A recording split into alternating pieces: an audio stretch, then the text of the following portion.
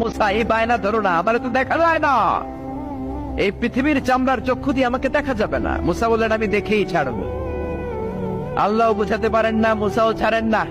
অবশেষে নবীর আবদার রব্বুল আলামিন শুনতে রাজি হলেন। আল্লাহ বললেন, মুসা আগামীকাল অমুক সময়ে গোসল করে ওযু করে তুর পাহাড়ে চলে আসবা।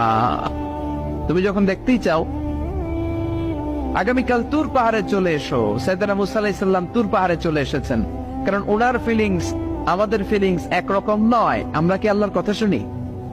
জোরে বলেন। কিন্তু ওয়া কাল্লামাল্লাহু মুসা তাকলিমা, উনি আল্লাহর কথা শুনতেন। তো ওনার চিন্তা হচ্ছে যার কথাটা এত সুন্দর, না জানি উনি দেখতে কত। সুবহানাল্লাহ বলবেন না?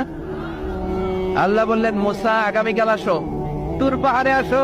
সাইয়েদনা মুসা আলাইহিস সালাম তুর পাহাড়ের উপর চলে গেলেন। আল্লাহ বললেন, মুসা এটা যেন তেন কোনো খেলা না। আবার তোমারে জিজ্ঞেস করতে চাই,